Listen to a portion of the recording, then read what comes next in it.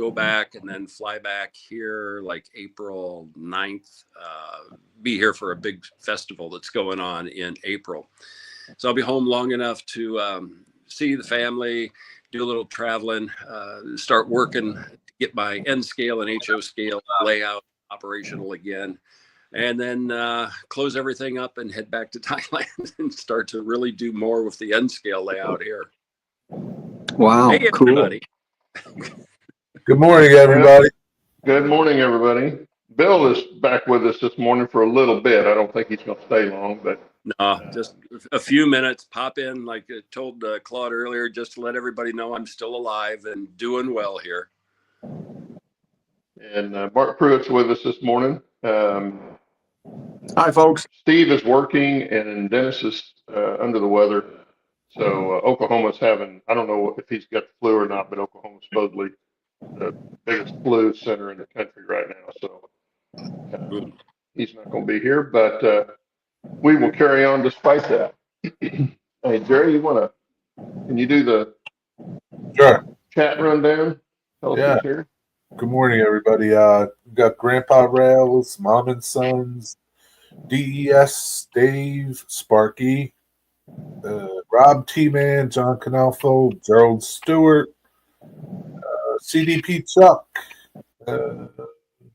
Jack, the Knucklehead, Wigwag, Mike Dunstan. I guess that's how you pronounce his name. Hardy Fort Western Railroad. You look new. Is he new? Evidently.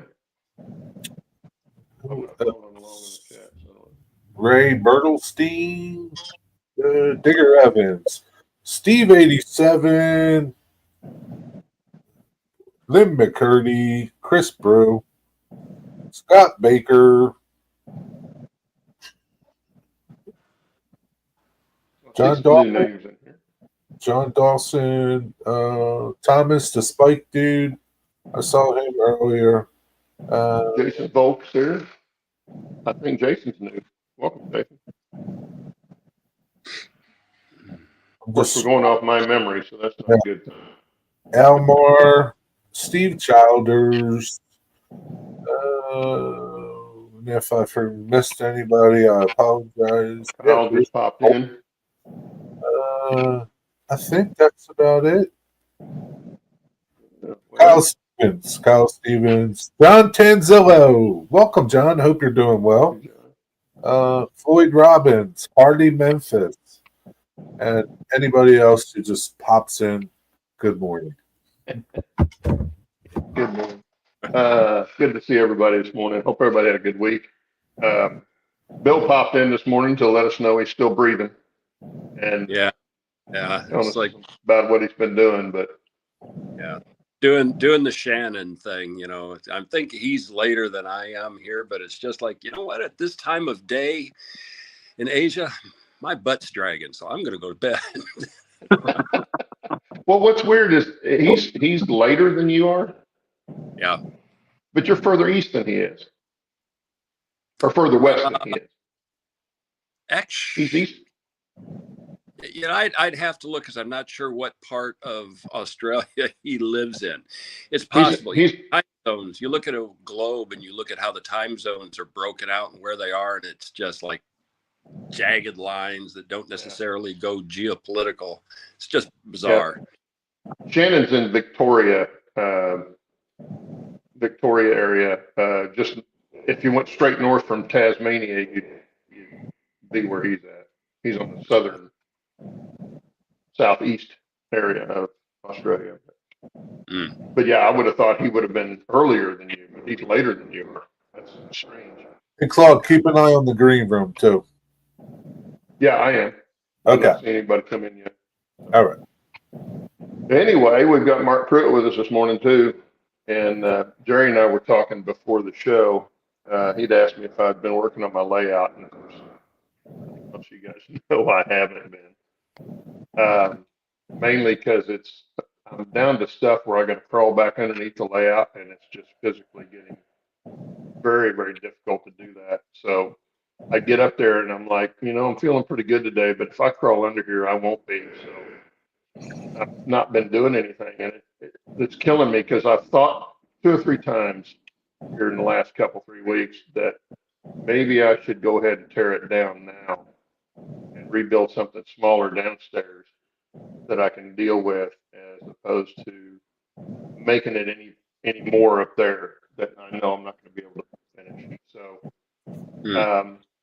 kind of thinking that. I don't know if that'll happen or not, but that's kind of what we went to. And then Jerry said, "Well, maybe we ought to do a show on changing locations or changing your mind or anything like that with your layout, where you torn it down and rebuilt." And so I asked Mark to come on, because I know Mark's done it many times. Yeah. I don't know if many Bill times has or not. Bill came on after we decided to do that. But, Yeah, Bill's the same way.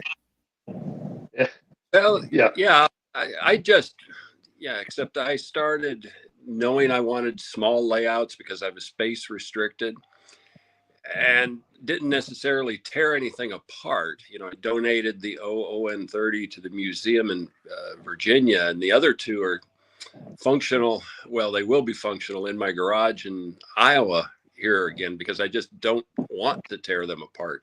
I'll add to them a little bit, and I'll make another layout there in the basement, because I've got a room which is perfect for another ON30, where I can do floor to ceiling scenery like I want to do on that. But when I build a layout, I tend to not tear them apart. When I was a kid, I would build them, and the next day rip them apart and start all over. I guess for me, when I put the effort into it, it's just like, I'll make a little bit of a change, but I'm not going to just tear it down to tear it down. Now, like what Claude says, I spent some time under a kitchen cupboard earlier this week because I had a pipe break. And you know what? It was really hard to get up off that concrete floor once I got it fixed. I just sort of laid there and was like, I wonder if I can take a nap before I move. You're talking to a plumber. I used to do that for work, and it beats on you. It beats on you. Well, I came up with a perfect solution to that. When I have something that I need to crawl under the layout for, I just wait till Dave comes to visit and I make him do it. That's the way to do it. Yeah. And he's older than me. You push him down first, right? And then just kick him under the layout? Yeah, something like that. And then, he's got no choice but to crawl back out. Yeah. After he goes home, then the next day he goes to the chiropractor, but. Yep. At least it's not you, right? Right, exactly. Yeah. That's and I, Jerry was going, "No, don't do that." And I go up there and I see it, and then I change my mind that no, I'm not going to tear it out. But then I come back downstairs and I'm thinking, at some point it's got to come out of there anyway. And I hate to leave it for somebody else to have to do. Is it operable? Yeah, well, yeah. I mean, there's some things I need to do, like get into Helix and make sure the track's clear and clean that and stuff like that. And it is. But there's still stuff I want to get done before I start getting into working on, building more cars and tweaking the locos to make them do what I want them to do. Oops, just lost my earbud. I don't know if you can still hear me or not. Yeah. And well, maybe the thing to do is just not worry so much about construction and just run what you've got. Well, I could do that too, but there again, it still has to come down at some point, and I'm not getting any younger. So but let your survivors worry about that part. Well, I told my son he was going to be the one to have to tear it down, but that's what I plan to do. The less I think that's a good idea. Well, the way I look at it, and I guess, you can feel sorry for my wife. I'm going to be doing this until the day I fall over dead, and then she's got to deal with the getting rid of it and everything. And, so. Well, yeah, I didn't want to leave that to her. You guys are in the same boat in the fact that there's probably not a lot of model railroaders in your area, right? Yeah, like, that's true. usually like how it works is like, you know, your friends are model railroaders and your wife just calls them up and says, come take this down, right? Yeah.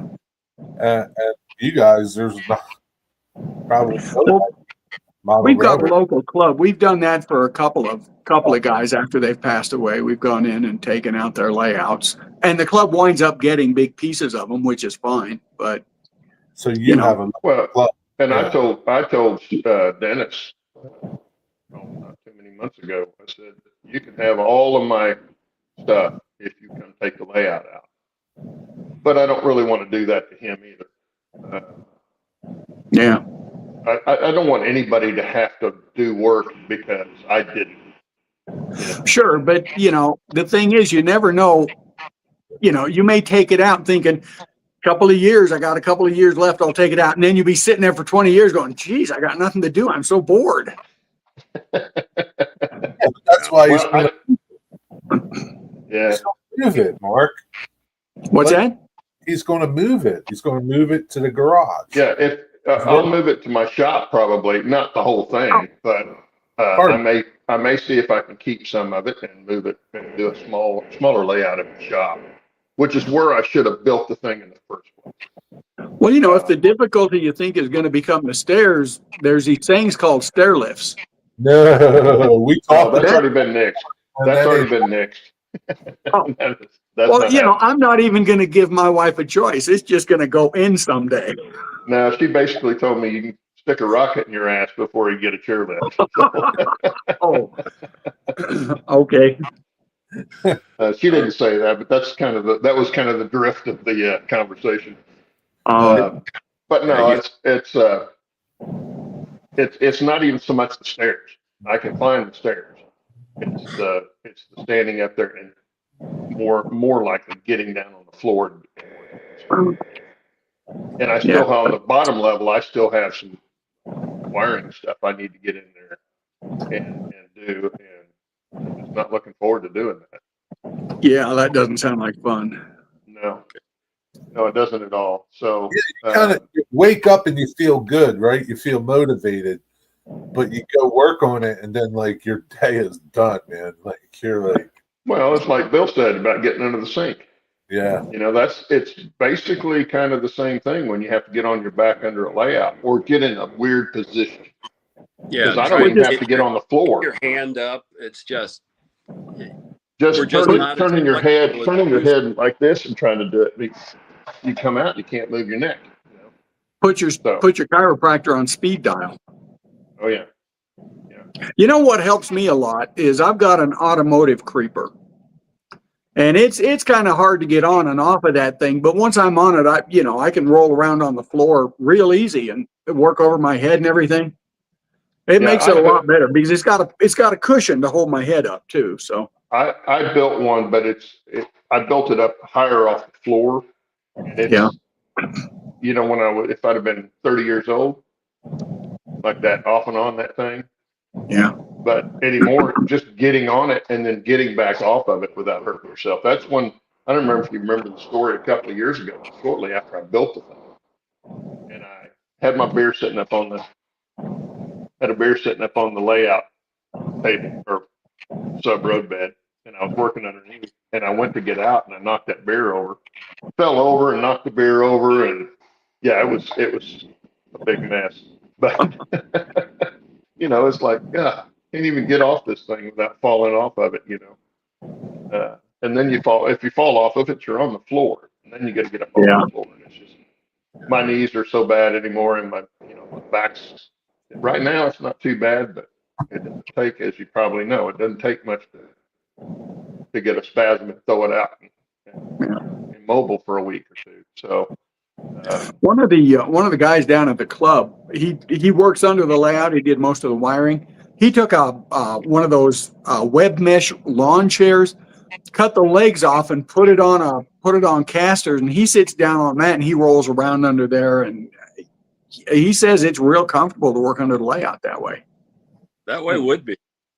I know, like when I build the next ON30 in the basement of the house I've got stateside, is and it's Claude's point talking about, getting underneath is I'm going to put all of my wiring in a cable tray, carrying over some of the lessons learned from my Amazon days and how we wire and run cables for cable management for equipment so you can get easy access.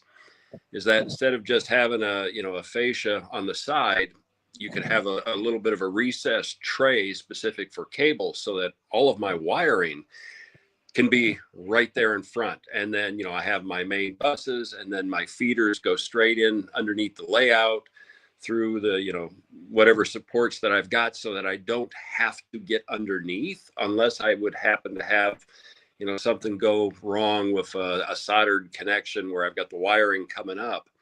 But everything would be cable tray and labeled so that it's like I can stand right there. If I've got a wiring problem, I can diagnose it, or I can run new wires to go to a new section, and I don't have to get underneath to do it. That's something that I've been toying around with because, like Claude, I'm getting achy and older, and just getting down on my knees and doing the twist thing. It ain't working anymore. Well, you just need to get a friend. Like I was telling Jerry before the show too, I said I've learned so much from watching Dennis build his that I wish I'd have done a lot of the things that he's done. I wouldn't build as big as he did, but the wiring aspect, making sure that the track work is bulletproof as much as you can, that sort of thing.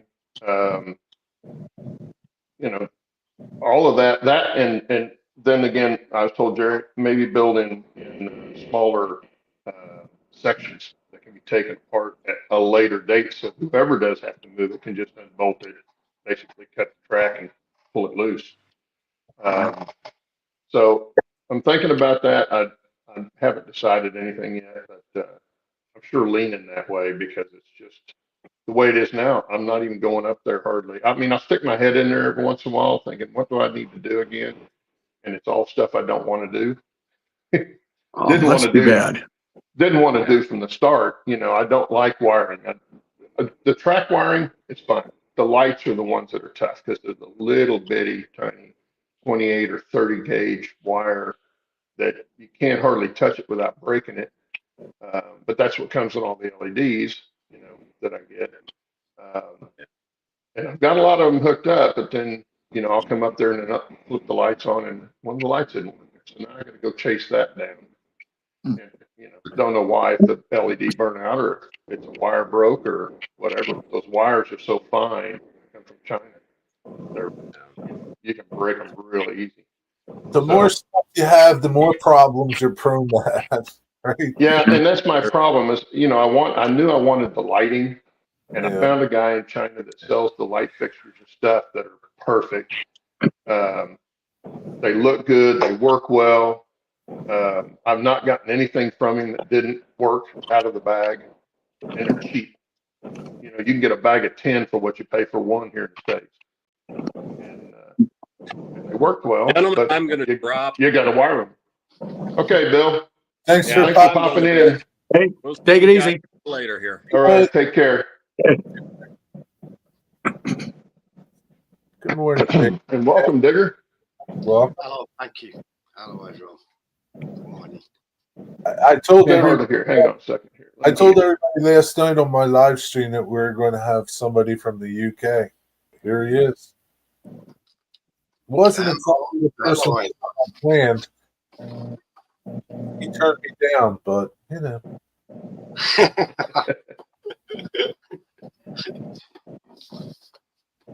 But anyway, that's the main reason that I've been thinking about it. And like I say, it's not a done deal yet because I don't even want to have to tear it out. But When did you start your layout, Claude?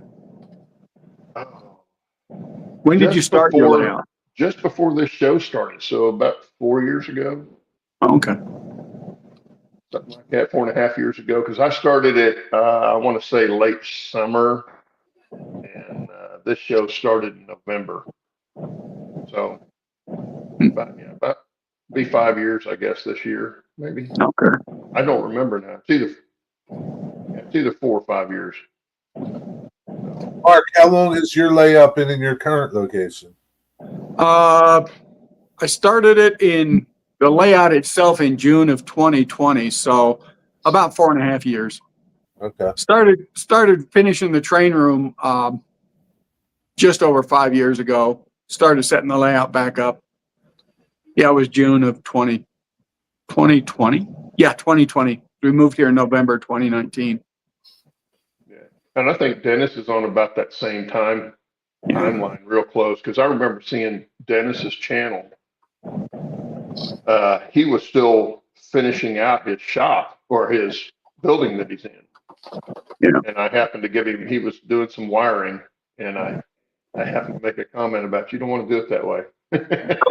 do this instead, because that right there will be a problem down the road if you do it that way. So that's how we kind of met, and I've been watching him ever since. And of course, I've been to his place and stuff. He's been here, but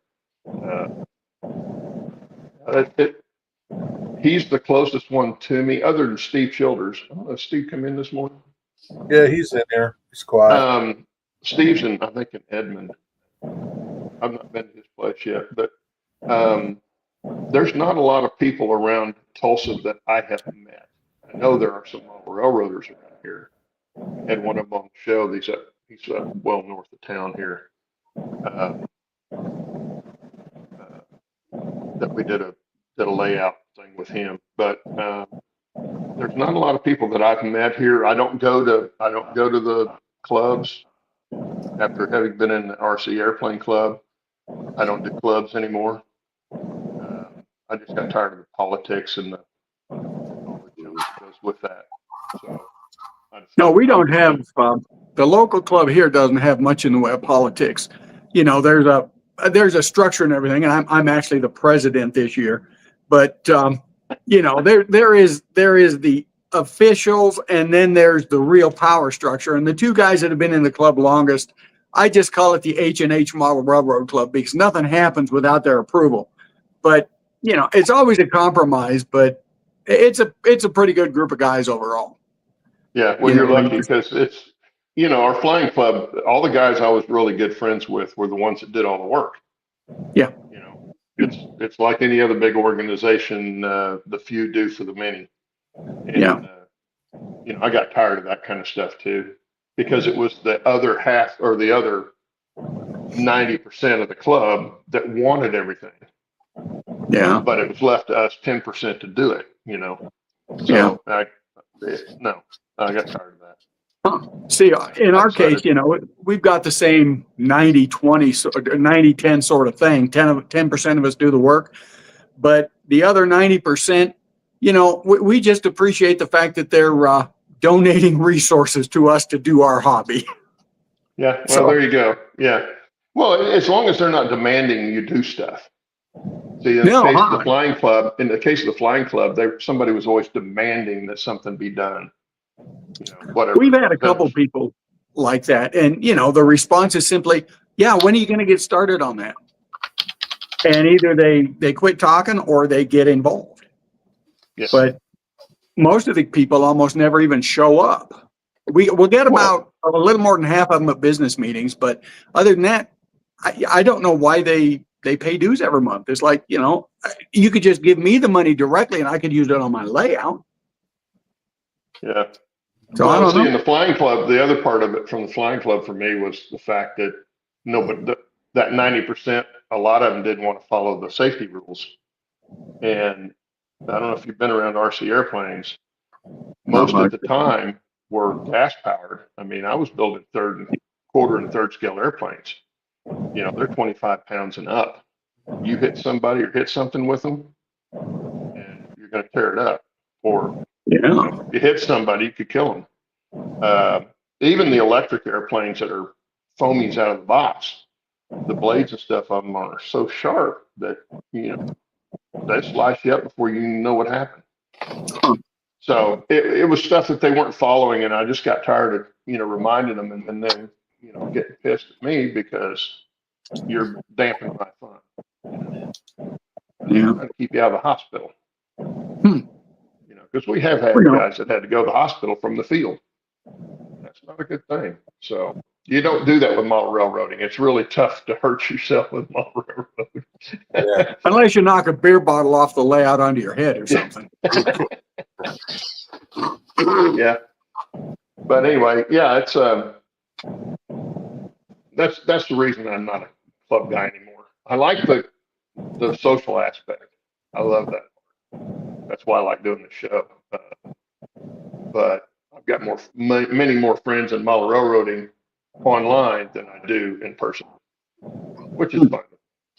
I was never one that was going to go, oh, I got to go and do a bunch of this stuff, with other guys. So it's fun. Anyway. Well, I've been in several different clubs around the country as I've moved around, and a few of them were just terrible. Others were just great. There was one it's called the North Penn Model Railroad Club, I think, back in like 1980. I thought about joining them when I was in Philadelphia. And it was so wrapped up in bureaucracy. You had to take tests to be able to do things on the layout. And I went to 3 or 4 of those meetings and thought that wasn't for me. And then other clubs, you show up and they say, yeah, give it a shot. Don't get upset if somebody tears it out, but and redoes it, but give it a try. So it goes all the way from, don't touch anything until, we know that you know what you're doing to, just do anything you want. Yeah. So Digger, have you had any experience with tearing out a layout and relocating or rebuilding or anything like that? I'm just about to do that exact thing. The layout I've had it's only 16 feet by 8. I've had that a few years now, and it's kind of higgledy-piggledy. I added to it as I were going, I added more room, and it wasn't mapped out as a layout to cover the entire building. It started a bit smaller down one side, then I sort of added to it. But there's a new building coming into the garden, and it was going to be 20 foot by 10 with a concrete base. I've had a concrete guy in this last week, and he claimed I don't need a concrete base. It's a lot of money for something that's not really necessary. So the money I could have put into the concrete base, I've gone back and I've thought, well, I could have at least a 30 foot by 10 foot building and build a dedicated layout from start to finish in there.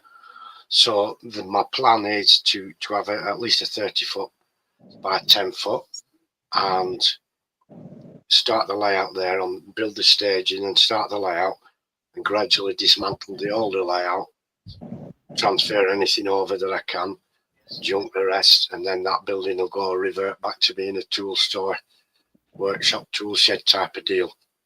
So you're going to take the old layout down? Eventually.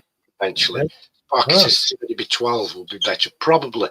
If I don't know if I can squeeze it in right at the top to be 12 foot. There's a bit of a narrow space between both sheds. Yeah, they don't have too much room over there. I can certainly get a 30 foot building in. Well, that would probably be kind of how I would do it too, is even doing a smaller one. I would first think about what I could take out. If I could take a section of the old or the layout, present layout, if I can use any of that down all in piece, or I didn't have to rebuild it, I would evaluate that first and take it out accordingly, and then kind of put it in downstairs as I take it out upstairs. But I don't know yet because truthfully, I've only thought about it a couple of times and taught myself out of it both times. But the more I think about it, the more I think I probably ought to go ahead and do that. I know my wife would like her inside storage back, so she wouldn't disagree. Although I know what she would say. She goes, "Are you sure you want to do that? You put all that work into it." I know that's exactly what she'll say. So, but she wouldn't Is this your first layout, Claude? No, I had one back when I was in high school. I had a 4x12 in my bedroom. Yeah. It's a HO. It was off the giant book of plans from Kallenbach.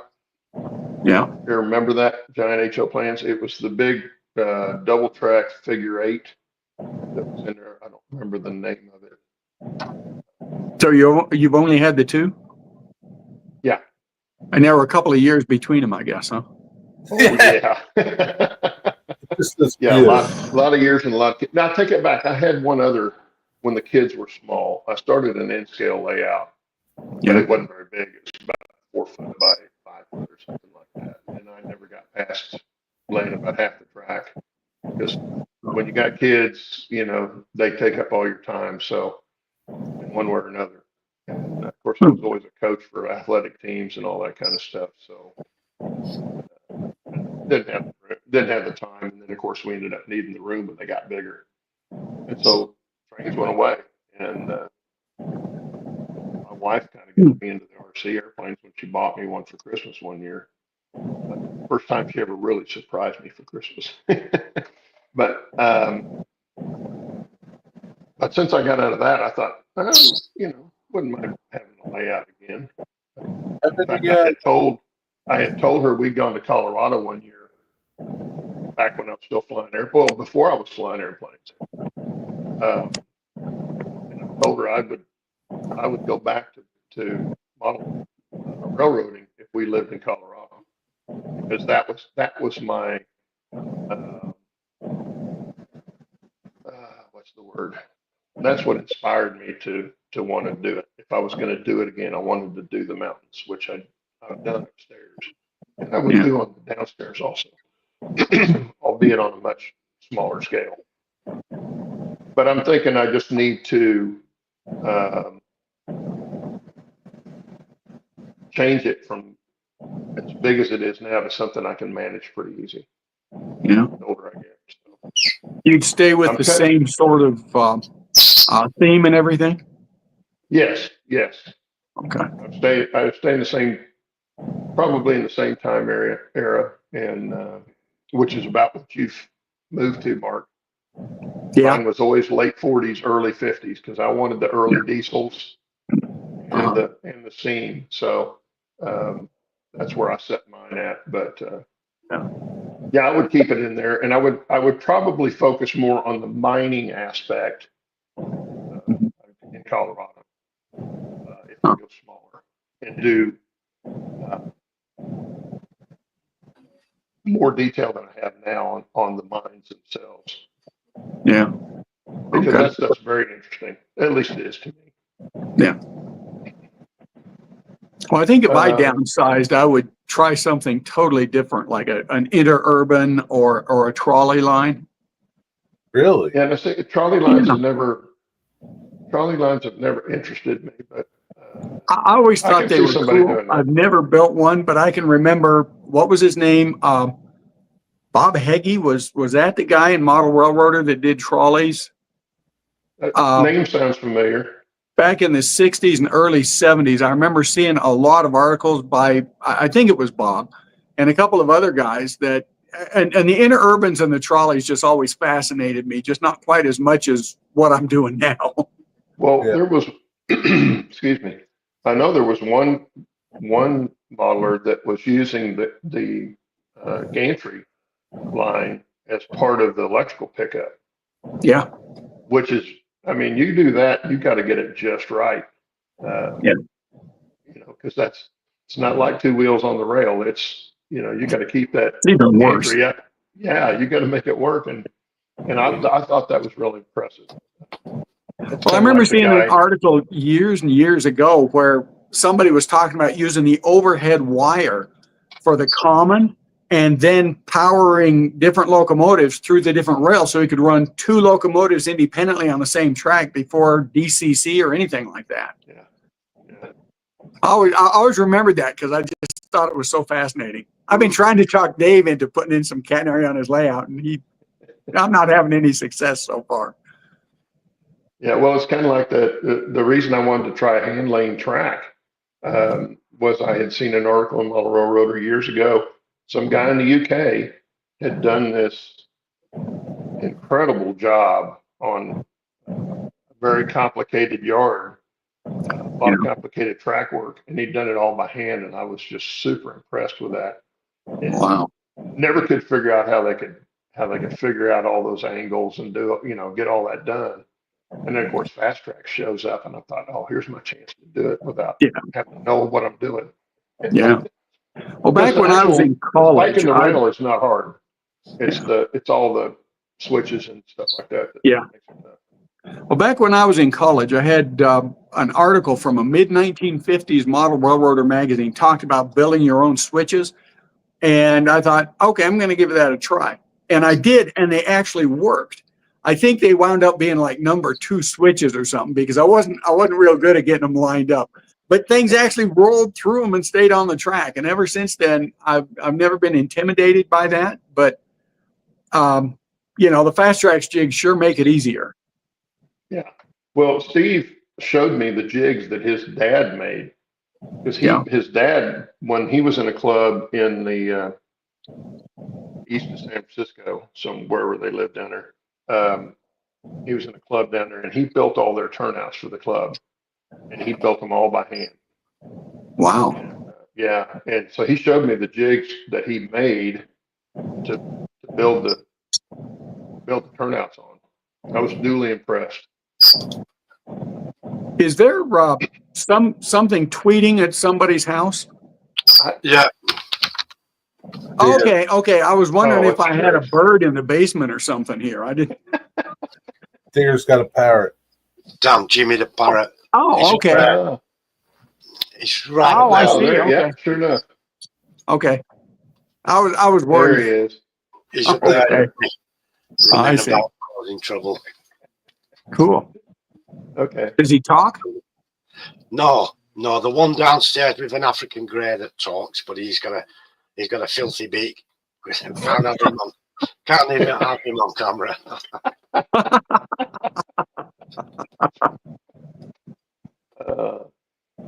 Okay. Well, let's see. Bernard's asking a question Mark, here. how many layouts is this for you, Mark? I got to be like number 30. Wow, 30. Well, like a lot of us, when I was a kid and getting started, I'd start a layout, and 3 weeks later I'd tear it down and start something else. And but I've moved around as an adult. This is probably at least number 13 or 14, because I move a lot. Yeah. And almost every time I move, I start a layout. Even if I was going to only be someplace for about 1.5 years or 2 years, I'd start a layout. And the really sad part about it was when I knew it was about time to move, I was getting ready to move to another job or something, then I'd spend about 2 weeks just working my butt off on the layout to get a couple of pieces of track connected into a couple of loops or something. Then I'd run a train for an hour, and then it all gets torn out. I did a lot, and I never made much progress. That's got to stick. Yeah. Yeah, that would not be good. I would move and then go try to figure out how long I was going to be in that location before I ever try to start something again. Yeah. It's either that or you build small modular stuff. Yeah. And do that. The That wouldn't be quite and bad. the alternative for Mark is not have anything. So he just did it, right? However Yeah, long pretty much. I just- tried to build sections that I could take apart, and generally by the time I was going to take them apart, there wasn't going to be enough left that was in one piece to bother. But twice I've moved parts of layouts. Way back in the mid 80s, I was building a layout in a 2-car garage of a rental in Kent, Washington, and we bought a house a couple of blocks away, almost exactly the same size garage. And I was able to actually cut the layout apart from the one house, and I carried it down the street in pieces to the new house, and I reassembled it. It took some adjustment, but that was one. The only other one I've ever been able to do that with is this layout. The Casper Yard, I started in New Jersey, and I was able to disassemble it and bring it out here to Casper and put it back together. Now, that saved me several hundred hours of work on rebuilding it, but other than that, I've never been able, I've kept parts, like some of the backdrops, those have been on 4 different layouts. And quite a bit of the lumber in this layout came from New Jersey. I just took it all apart, threw it in the moving van, brought it with me, and then, I modified it as needed for this layout. I've done that a couple of times, but sometimes, in South Carolina, when I moved down there from New Jersey, all the bench work was from the New Jersey layout that I'd kept. When I tore that layout down, I kept it stored in the garage in the house we rented for about a year. And then before I moved to New Jersey, just wound up throwing it away. Steve wants to know, where are you originally from, Wyoming? I was born in Cheyenne, but when I was a kid, we lived all over the state. Casper, Cody, Lander, Cheyenne. Do you think you're going to stay where you are now for a while? I hope so. Okay. But I don't know. I get itchy feet. And we've been looking at. It was a year ago you were going to move. Yeah. We look at other houses, but, they've gotten so doggone expensive. We think we're going to stay here. I'm trying to get a contractor to expand the living room a little bit, which, basically remove the back porch and extend the house out. And I've had 2 different people show up and look around, and I don't hear back from them. Everybody's so busy out here. But what I'd really like to do, this is kind of my dream plan, so that I could incorporate more of the towns on the layout that are actually in Wyoming. I'd like to excavate out under the garage and expand. So that would basically almost double the size of my basement, but I don't think my wife would let me do that. That would be expensive. So Steve Anderson asked, you lived in Kent? Yes. I was in Covington, out past 18. If you know where that's at. I have no idea where it's at. Mark, have you always been, your layouts, have they always been based on what it is now? No, CB&Q? No, initially, way back in high school, I came up with my own railroad name. This is really bad. It's called the Einstein and Washakie. I'm a kind of a science geek, so that's where Einstein came from. And Chief Washakie of the Shoshone, I was familiar with from years ago. So I came up with the Einstein and Washakie. Still got a few freight cars with that road name on them, but they don't run. This concept developed over years. I've always, my favorite railroad of all time is the Great Northern.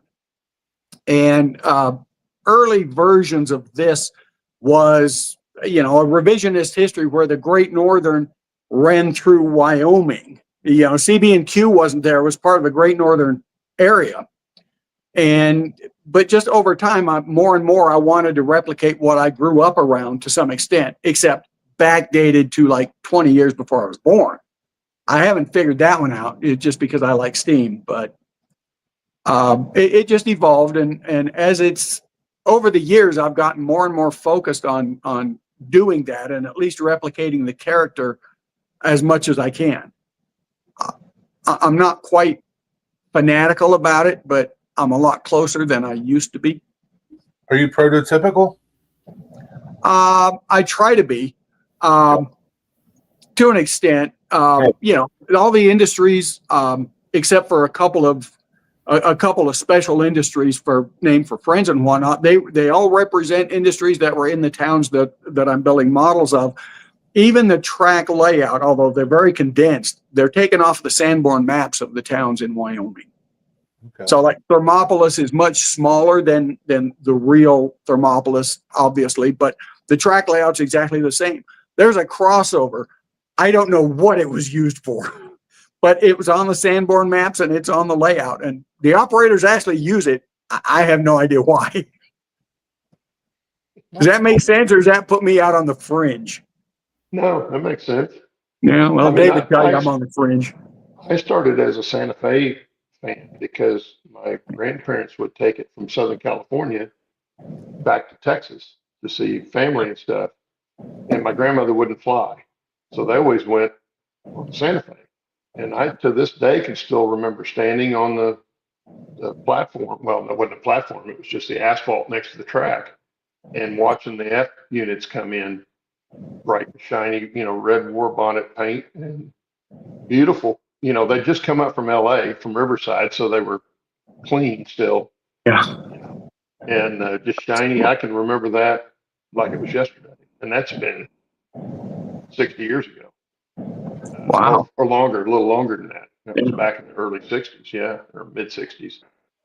So I fell in love with that paint scheme and that. And I got to ride on the Chief one time from California to Texas. So as a kid, so I was really in love with Santa Fe. But as I got older and was able to go to Colorado more, and I in Southern California in the high desert, I was an hour from Big Bear, Southern Arrowhead, Big Bear Mountains.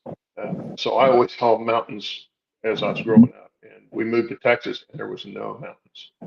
Texas is flat as a pancake. And so, as I've been traveling back to Colorado and stuff, and then I got to see the narrow gauge trains and stuff, and I became enamored with those. Seeing the steam trains up close is something every trained person should see sometime. Even if you're a diesel man, you should see a steam train up close, fired up, especially if you can still find one coal fired. They're getting away from the coal for good reason, but it's a different energy altogether around and then listening to a diesel sitting there idling.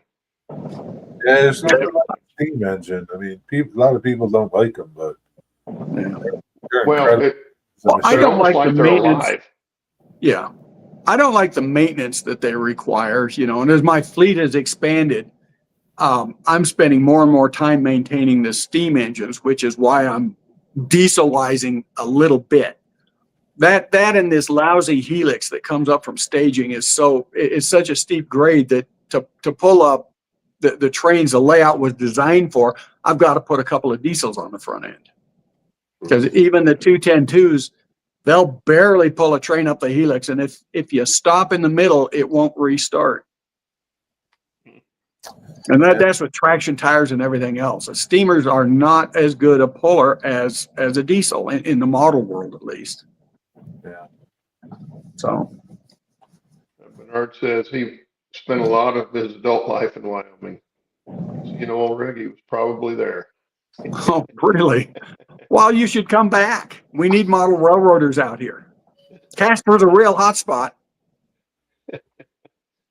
I'm sorry, guys. I'm going to have to cut out. Ron's just got back with all the dogs, and she's going to need my help a minute. Thanks for being on, Digger. My pleasure. Take care, chaps. Thank you. We'll see you later. Bye. Well, we've got about 10 minutes left, a little more. Does anybody have any questions I haven't been watching chat at all. Steve always watches chat. Yeah, I tried to see some, but tried to answer some in chat, but I don't know. Anybody got questions? No questions. Yeah, they'll have some, I'm sure. But yeah, I'm still thinking about it. I don't want to have to do it, but I'm thinking it's probably going to be the prudent thing to do. Yeah, I mean, be realistic with yourself, right? Sure. And I want to do it before I can't do it. Right. Yeah. I don't want somebody else to have to do it as much as I don't want to do it. I'm like that. I don't want somebody to have to do something I can do if I can do it. So. But if somebody else has to do it, that means you can't do it. I know. So, I don't plan that way. I just plan to keep going, and at the point where I can't, okay, sorry, somebody deal with it. Yeah. Maybe that's. Well, I'm also the. Go ahead, Derek. You've changed though, Mark, right? You've changed the way you modeled 10 years ago to the way you model now, right? Yeah. I've tried to make accommodation for, like not being able to crawl under the layout so well. As much as possible, my wiring especially all of it under Casper where I've got the L girders, it's all on the front of the L girders. Everywhere else where I don't have L girders and just have the grid construction, the wiring is as close to the front as I can make it.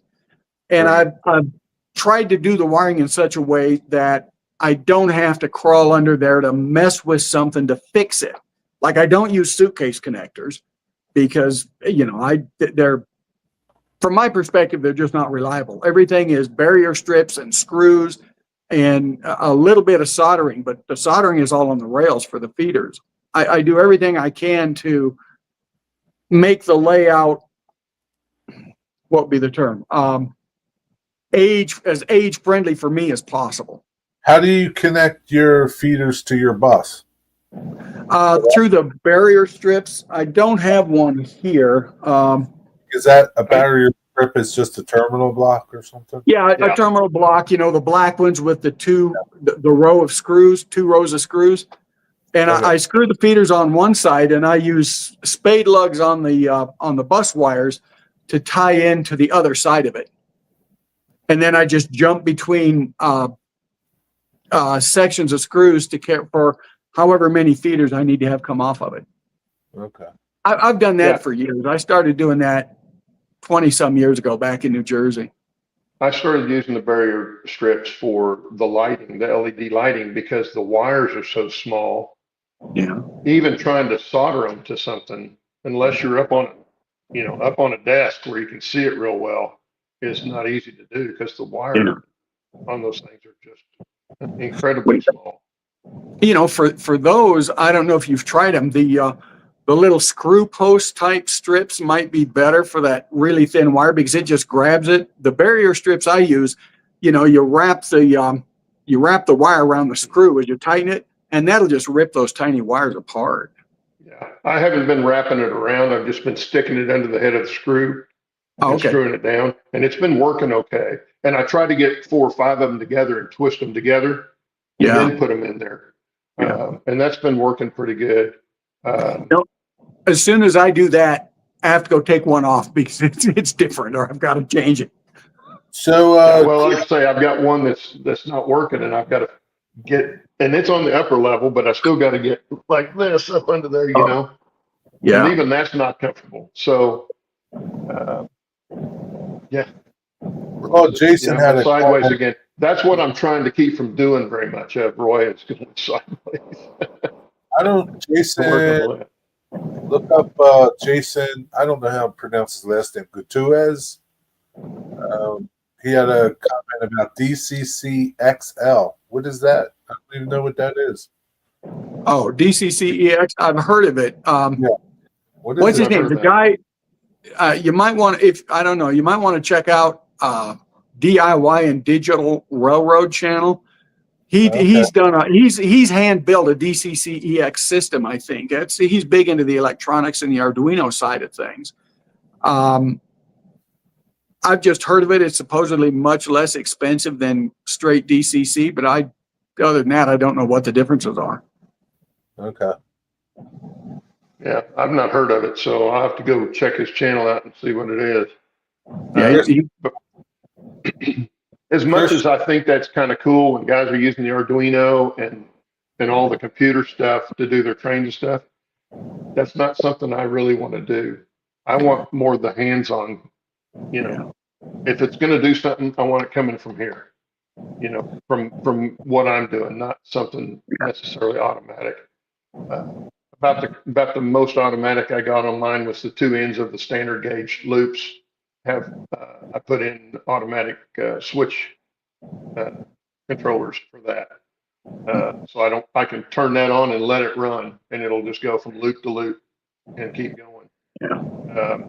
But that's about as automatic as I got with anything. I prefer to do it manually. To me, that's why you're there, is to operate.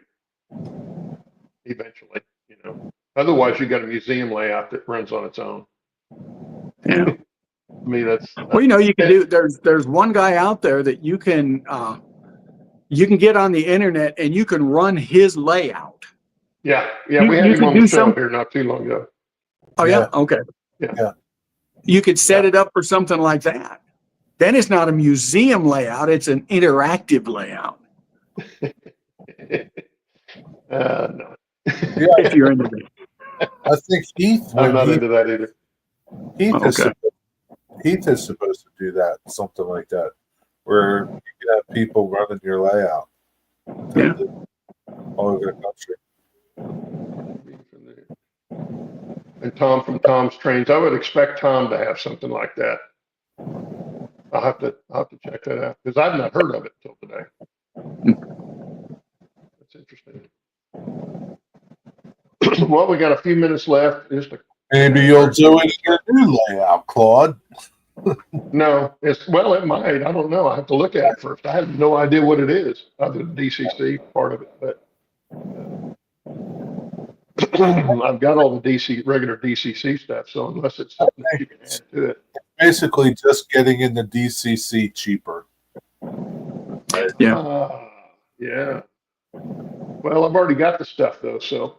Yeah, you got the stuff already, so it's not like a point. It's But the other thing I would like to do is get to the point where the layout's running. That's what I wanted to do, kind of like what Dennis is doing, get it running, and then be able to go and work on the cars, build my cars. I got a whole bunch of car kits to do. Even if I don't get them on the layout, build them and I'll give them away or something. But that's the part of the hobby I like doing, is building stuff. well, maybe you could. And I'd like to get in and do my change the CVs on my engine so they do all the brake squeal and all that kind of stuff too. Well, maybe you could do that part now. Just build the cars in your shop. I could, but then I'm not running them because I still need to do stuff upstairs to really make it operational. Like the upper deck that I just finished putting in, I've got turnout motors and all and everything, but I don't have them. I've just temporarily got them on the controllers for that. Right. So those still have to be, put in and labeled and all that stuff. Right now I'd be up there going, okay, which one did this go to again? That kind of thing. Cause I just put them into test. That's all I did with them so far. But there again, all of that's underneath the layout. So it's just that part of it. Getting tweaked in any kind of funny shape anymore is not a good thing. So that's my biggest problem, but we'll figure it out one way or another. Yeah, you'll figure I'll discuss it with my wife and I'll tell her something about it after the show we talked about today. See what she says, but I know what she's going to say. You know what she's going to say, right? She's going to say, do what you want to do, right? Well, she would, yeah. She let me put it up there in the first place. I have one more suggestion about the stair lift thing. If she says no to that, just look at her and say, well, then the other alternative's an elevator.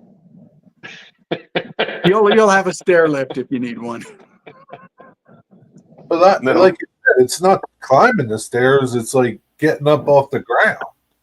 No, she'd say call Acme like Wile E. Coyote did and get a rocket or two. Strap your ass to that because that's the only way you're getting up there other than walking. You got to understand, his wife was pretty tough, man. Oh, she's not. No, she's not. Oh, she's tough putting up with me, that's for sure. Yeah. But I think that goes for all of us. Yeah, in my experience, all women are tough. Yeah.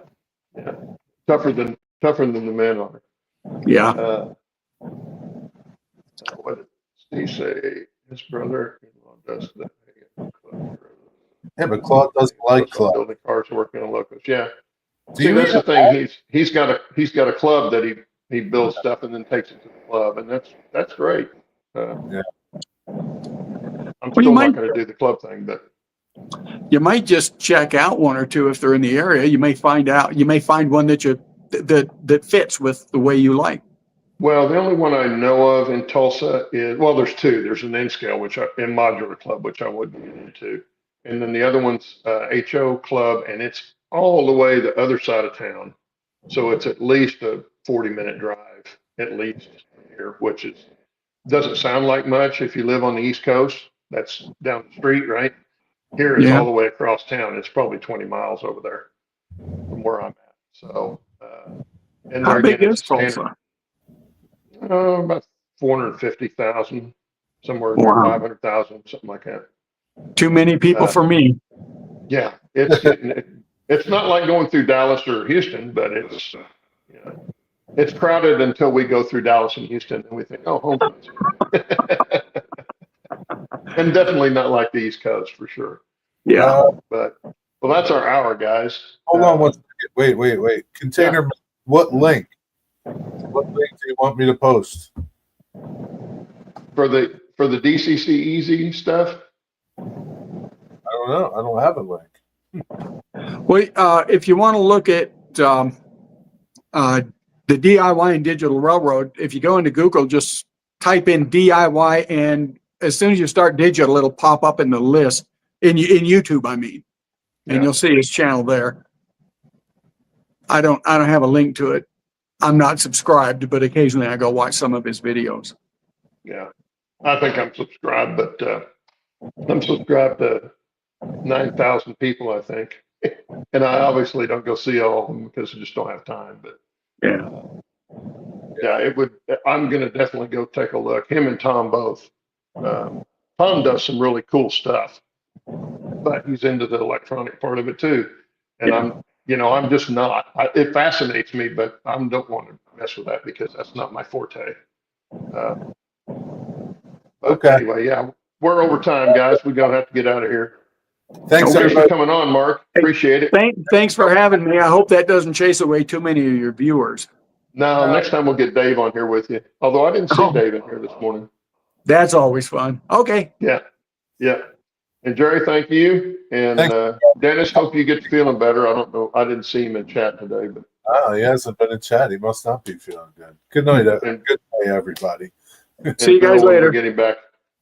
Take care. Bye.